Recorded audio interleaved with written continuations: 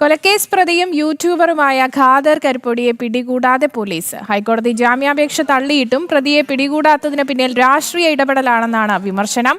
മറ്റ് കേസുകളിൽ കാണിക്കുന്ന ശുഷ്കാന്തി ഖാദർ കരിപ്പൊടിയെ പിടികൂടുന്നതിൽ കാണിക്കുന്നില്ലെന്നും ആരോപണമുണ്ട്. അനഘയാണ് ചേരുന്നത് കൂടുതൽ വിവരങ്ങൾ നൽകുവാനായി.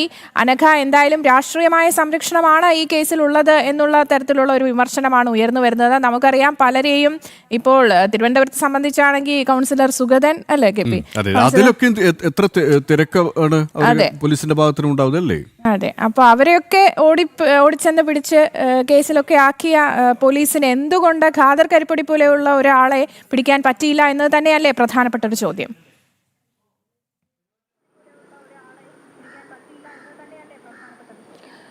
ആര്യശ്രീ, ഈ യൂട്യൂബറായിട്ടുള്ള ഖാദർ കരിപ്പൊടി സാമ്പത്തിക തർക്കത്തെ തുടർന്ന് സുഹൃത്തായിട്ടുള്ള ഈ കാസർഗോഡ് സ്വദേശി തന്നെയായിട്ടുള്ള അഹദിനെ മർദ്ദിച്ച് കൊലപ്പെടുത്താൻ ശ്രമിക്കുകയും ചെയ്തിരുന്നു. ഇതുമായി ബന്ധപ്പെട്ട ഇതിന്റെ വീഡിയോ ദൃശ്യങ്ങളടക്കം പ്രചരിക്കുകയും ചെയ്തിട്ടുണ്ട്.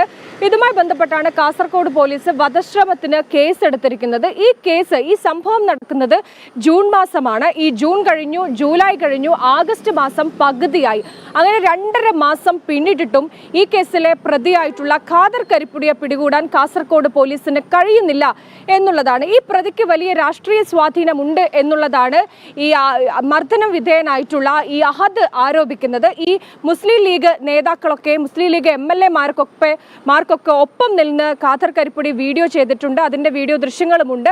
അങ്ങനെ വലിയ സ്വാധീനം, ഭരണപക്ഷത്തിൽ വലിയ സ്വാധീനം ഈ ഖാദർ കരിപ്പൊടിക്കുണ്ട്. അതുകൊണ്ടാണ് ആ സ്വാധീനം ഉപയോഗിച്ചാണ് ഈ അറസ്റ്റ് വൈകിപ്പിക്കുന്നത് എന്നുള്ള ഗുരുതരമായിട്ടുള്ള ആരോപണമാണ് ഈ അഹദ്, ഈ മർദ്ദനമേറ്റ ഈ യുവാവ് ഉന്നയിക്കുന്നത്. മാത്രമല്ല, ഈ ഒളിവിലിരുന്നു കൊണ്ട് പലതവണ ഖാദർ കരിപ്പൊടി ഇത്തരത്തിൽ വീഡിയോ ചെയ്തിട്ടുണ്ട്. തന്നെ ഭാഗം ന്യായീകരിക്കുന്നതിന്റെ ഭാഗമായി മാധ്യമങ്ങളെ കുറ്റപ്പെടുത്തിക്കൊണ്ടായിരുന്നു ഈ വീഡിയോകളൊക്കെ ഈ സമൂഹ മാധ്യമങ്ങളിൽ ഇട്ടത്.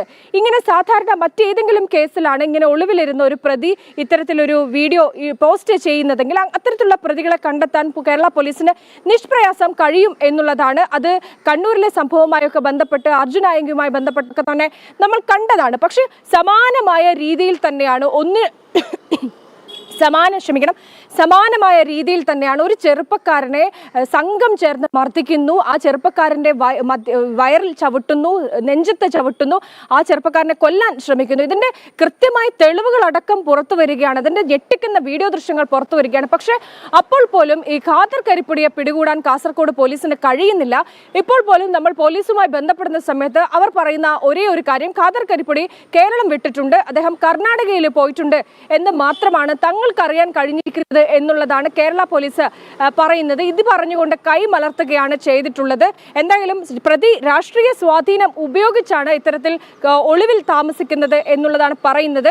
ഈ ഹൈക്കോടതിയും അതുപോലെ തന്നെ കാസർഗോഡ് കോടതിയും ഒക്കെ ഖാദർ കരിപ്പൊടിയുടെ ജാമ്യാപേക്ഷ തള്ളിയിരുന്നു. സാധാരണഗതിയിൽ ഇത്തരത്തിൽ ജാമ്യാപേക്ഷ തള്ളിയാൽ ആ പ്രതിയെ ഉടൻ തന്നെ പോലീസ് പിടികൂടേണ്ടതാണ്. മറ്റൊന്ന്, ഖാദർ കരിപ്പൊടിക്കെതിരെ ഇത്തരത്തിൽ ഒരു കേസ് മാത്രമല്ല, മറ്റ് പോലീസ് ഉദ്യോഗസ്ഥരെ മർദ്ദിച്ച കേസുണ്ട്, KCB ജീവനക്കാരനെ മർദ്ദിച്ച കേസുണ്ട്. അങ്ങനെ 10ഓളം കേസ് കാസർഗോഡ് പോലീസ് സ്റ്റേഷനിൽ തന്നെ ഖാദർ കരിപ്പൊടിക്കെതിരെ ഉണ്ട് എന്നുള്ളതാണ്. അപ്പോഴാണ് പോലീസ് ഈ പ്രതിയെ പിടികൂടാതെ ഇങ്ങനെ നിഷ്ക്രിയത്വം കാണിക്കുന്നത് എന്നുള്ളതാണ് ആര്യശ്രീ, KP.